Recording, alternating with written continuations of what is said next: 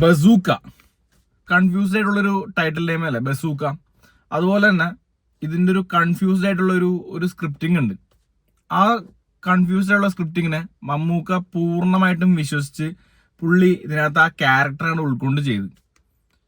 എന്റെ മോനെ, പുള്ളി ഇതിനകത്ത് കൺവിൻസ് ആയിക്കണത് ലാസ്റ്റ് 20 മിനിറ്റ്സിലാണ്. എല്ലാവരും പറഞ്ഞു ലാസ്റ്റ് 20 മിനിറ്റ്സ് എന്ന്. ആ ലാസ്റ്റ് 20 മിനിറ്റിലെ ഒരു ട്രാൻസിഷൻ ഉണ്ട്. അവിടെ നിന്ന് അങ്ങോട്ട് പടം എടുത്തു വെച്ചേക്കണത് വേറെ ആരോ ചെയ്തു വെച്ച പോലെയാണ്. അത് മമ്മൂക്കാന്റെ ഫയർ കൊണ്ട് മാത്രമാണ്. ലാസ്റ്റ് 20 മിനിറ്റ്സ് മമ്മൂക്കാന്റെ അഴിഞ്ഞാട്ടമാണ്, ഫയറാണ്. ആ ഒരു 20 മിനിറ്റിലാണ് നമ്മൾ പടം കണ്ടതിന്റെ ഒരു സാറ്റിസ്ഫാക്ഷൻ നമുക്ക് കിട്ടണം. റെസ്റ്റ് ഓഫ് ദ ടൈം അത്ര ശോകം, അത്ര വേസ്റ്റ്.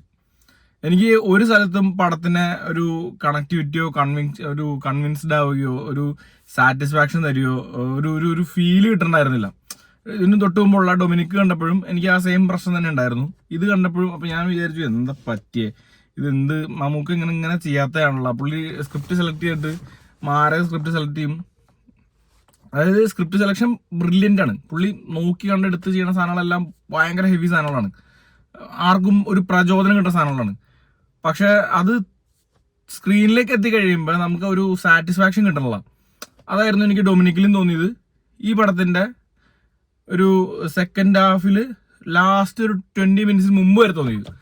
പക്ഷെ ആ ഒരു 20 മിനിറ്റിൽ പുള്ളി കാണിച്ചു തന്നു പുള്ളി എന്താണെന്നുള്ളതും പുള്ളി ഏത് ലെവലും മനുഷ്യനാന്നുള്ളതും. കലൂർ ഡെന്നിസിന്റെ മോൻ ഡിനോ ഡെന്നിസ് ആളാണ് ഇതിന്റെ തിരക്കഥ സംവിധാനമൊക്കെ. ആളുടെ ഒരു എക്സ്പീരിയൻസ് കുറവ്. പിന്നെ മമ്മൂക്ക തന്നെ പറഞ്ഞിട്ടുണ്ട്, പല ഇന്റർവ്യൂലും പറഞ്ഞിട്ടുണ്ട്, പുള്ളിയോട് തന്നെ നീ തന്നെ ചെയ്യടാന്ന് പറഞ്ഞ് ചെയ്യിച്ചാണെന്നൊക്കെ പറഞ്ഞിട്ടുണ്ട്. അപ്പൊ അതിന്റെ ഒരു കുറവ് ഉണ്ട്. ഗ്രാജുവലി പുള്ളി വളർന്നു വന്നോളും. അതിന്റെ ഒരു കുറവ് എന്തായാലും ഈ പടത്തിനുണ്ട്. പക്ഷേ ലാസ്റ്റ് 20 മിനിറ്റും ഇയാൾ തന്നെയാണ് ഡയറക്റ്റ് ചെയ്തേക്കണേ.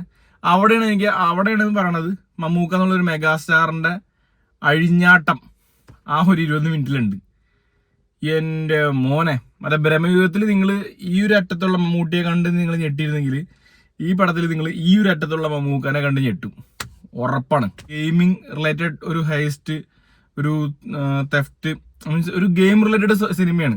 ബേസിക്കലി ഇത് കൊച്ചി റിലേറ്റഡ് ആണ്. അപ്പൊ പുറത്തോട്ട് അങ്ങനെ വലിയ പ്രൊഡക്ഷൻ സെറ്റ് വൈസ് അങ്ങനെ കാര്യങ്ങളൊന്നുമില്ല. പക്ഷെ ഉള്ളതെല്ലാം ഭയങ്കര റിച്ച് ആയിട്ട് നല്ല വൃത്തിക്ക് നല്ല ക്യാപ്ചർ ചെയ്തിട്ടുണ്ട്. സിനിമാറ്റോഗ്രാഫർ, ക്യാമറ, ഇതെല്ലാം അടിപൊളിയാണ്. പിന്നെ എനിക്ക് ഇതിനകത്ത് ഒരു ഗെയിമിങ്ങിന്റെ നിങ്ങൾ ബിജിഎംസും ബാക്ക്ഗ്രൗണ്ട് സ്കോറും ശ്രദ്ധിച്ചിട്ടുണ്ട്. ഇപ്പൊ മാരിയോടെ ഒക്കെ ഭയങ്കര പ്ലസന്റ് ആയിട്ടുള്ള ഒരു മ്യൂസിക് ഉണ്ട് ഇല്ലേ. ഇതിനകത്ത് കുറച്ചും കൂടി നമുക്ക് ഇങ്ങനൊരു സാധനമാണ്. അപ്പൊ നമുക്കൊരു തിയേറ്ററിൽ നമുക്ക് സ്പീക്കേഴ്സ്, എല്ലാ തിയേറ്റേഴ്സിന്റെയും സ്പീക്കേഴ്സ് ഇപ്പോഴായിരിക്കും വർക്ക് ചെയ്യണമെന്ന് എനിക്ക് തോന്നുന്നു. എല്ലാ സ്പീക്കറും ഫുള്ള് വർക്ക് ചെയ്യാൻ പോണത് ഇപ്പോഴായിരിക്കും. ഐ മീൻ ബേസ് കാര്യങ്ങളൊക്കെ ആയിട്ട് അത് ഉദ്ദേശിച്ചത്, അല്ലാണ്ട് സ്പീക്കർ വർക്ക് ചെയ്യുന്നതല്ല, പൊട്ടത്തരം പറയല്ലേ. അപ്പൊ അതായത് ഞാൻ ഉദ്ദേശിച്ച വേറൊന്നുമല്ല, നമ്മളെ വാച്ചിൽ എപ്പോഴും ഇങ്ങനെ അടിച്ചോണ്ടിരിക്കും 60 ഡെസിബിലിന് മുകളിൽ, 80 ഡെസിബിലിന് മുകളിൽ ഇങ്ങനെ പറഞ്ഞുകൊണ്ടിരിക്കും. കാരണം ഭയങ്കര ഓക്വേർഡ് ആയിട്ടുള്ള ഒരു, അല്ലെങ്കിൽ ഭയങ്കര നമുക്ക് ഡിസ്റ്റർബിങ് ആയിട്ടുള്ള, എനിക്ക് അങ്ങനെ ഫീൽ ചെയ്തത്. ഇങ്ങനെ ഭയങ്കര ബീജിയം കുത്തി കയറ്റണമല്ലോ ഫീൽ ചെയ്ത്.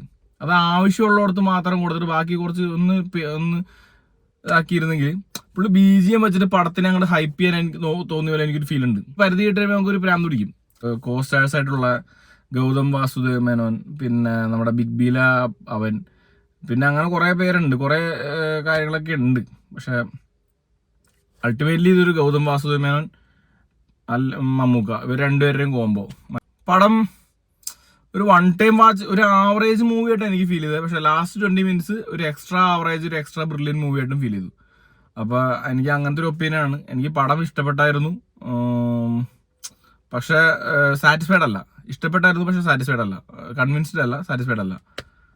ഓക്കെ, നിങ്ങളൊന്ന് കണ്ടു നോക്കിയിട്ട്, നിങ്ങൾക്ക് മമ്മൂട്ടി പ്രേക്ഷകരായിട്ടുള്ളവർ കണ്ടു നോക്കുക, മമ്മൂട്ടി അല്ലാത്ത പ്രേക്ഷകരുള്ളവർ കണ്ടു നോക്കുക. കണ്ടു നോക്കിയിട്ട് നിങ്ങൾ നിങ്ങളുടെ വിലയേറെ അഭിപ്രായങ്ങളും നിർദ്ദേശങ്ങളും കമന്റ് ചെയ്യുക. ഞാൻ പറയുന്നതിൽ എന്തെങ്കിലും പൊട്ടത്തരമോ ഇതൊക്കെ ഉണ്ടെങ്കിൽ എന്നോട് ക്ഷമിക്കുക.